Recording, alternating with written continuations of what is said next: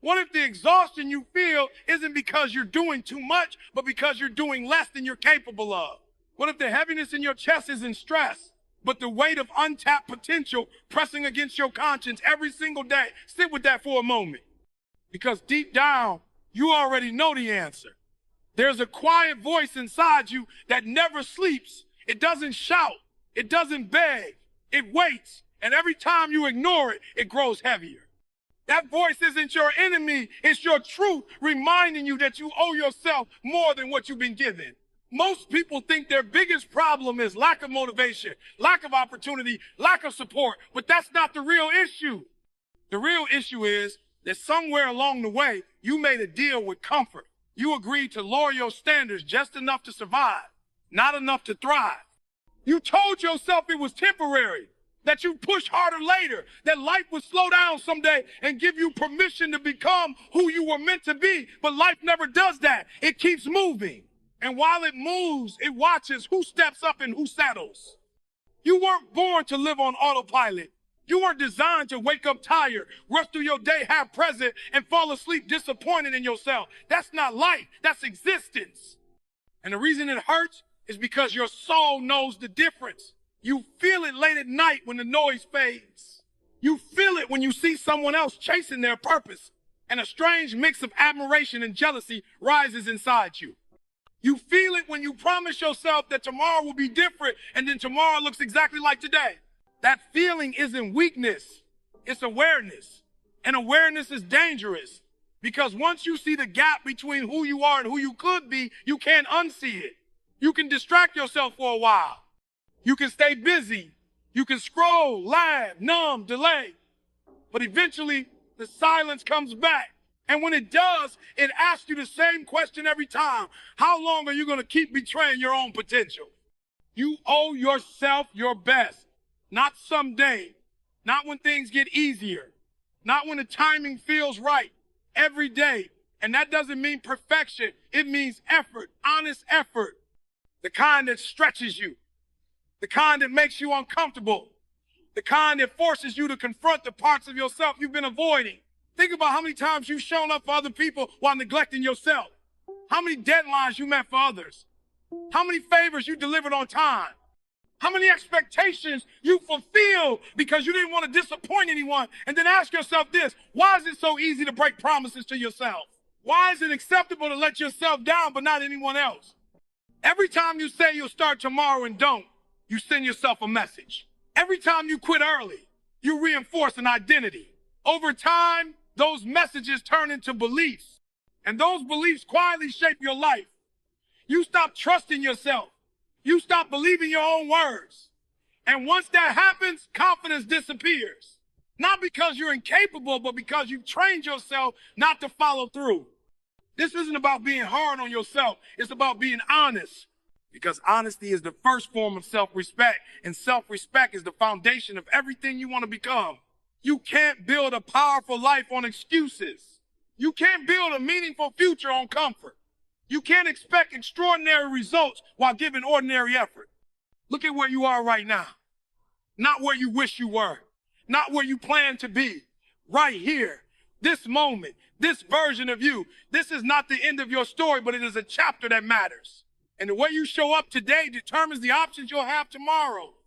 Most people don't fail dramatically. They fade slowly. They drift. They lower the bar little by little until mediocrity feels normal.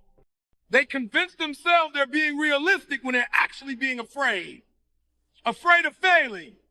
Afraid of being seen. Afraid of trying their hardest and still falling short, so they never truly try.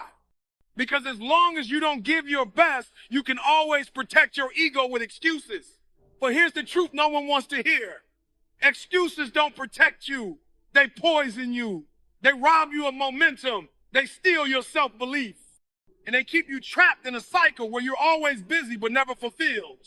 You don't owe the world anything. The world will take from you whether you give or not, but you owe yourself the chance to look in the mirror without regret.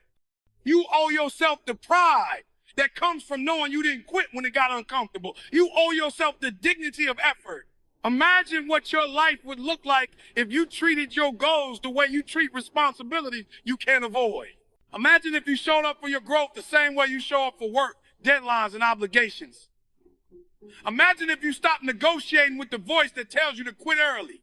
That version of you isn't a fantasy, it's a decision away. But decisions only matter when they're backed by action. And action only matters when it's consistent. You don't need to change everything today. You need to change one thing, your standard. Decide that showing up halfway is no longer acceptable. Decide that quitting early is no longer an option. Decide that your effort will no longer depend on how you feel. Feelings are unreliable. They change with mood, weather, energy, and circumstances.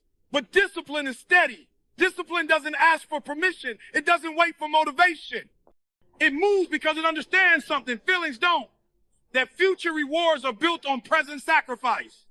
Right now, somewhere inside you, there's a younger version of you who believed more was possible, who had dreams before fear convinced them to play small. That version is still watching, still hoping, still waiting for you to step up. And one day, an older version of you will look back on this moment. The question is, what will they see? Someone who chose comfort or someone who chose growth? This is why you should keep listening to the end, because this isn't just about motivation. It's about reclaiming ownership of your life. It's about rebuilding trust with yourself. It's about understanding how daily effort compounds into identity, confidence, and freedom. By the time this message ends, you won't just feel inspired, you'll feel confronted. And that confrontation is a gift, because clarity is the beginning of change. You owe yourself mornings where you wake up with purpose instead of dread. You owe yourself days that challenge you instead of drain you. You owe yourself nights where sleep comes easy because you gave the day everything you had. No one is coming to give you permission. No one is coming to rescue you from your potential. The responsibility is heavy, but it's also empowering. Because the moment you accept that it's on you, you take back control. You are not behind. You are not broken. You are not incapable. You are simply undercommitted to your own growth, and that can change starting now. Not tomorrow, not next week, now, because you owe you your best every day. There will always be distractions. There will always be reasons to quit. There will always be moments when it feels easier to take the comfortable route, the one with no resistance, no friction, no struggle. And in those moments, it's not the world that will test you, it's you, your mind, your inner voice, the part of you that's satisfied with mediocrity and terrified of greatness. That voice will whisper, not today, you'll start tomorrow. You deserve a break. And if you listen too long, if you give it space, it becomes louder, more convincing, until it drowns out the call of your own potential. But here's the truth. You were never meant to live small. You were never designed to shrink in the face of challenge or to settle, because the path is uncomfortable. Growth is never easy. Mastery is never convenient. Success doesn't come to the passive.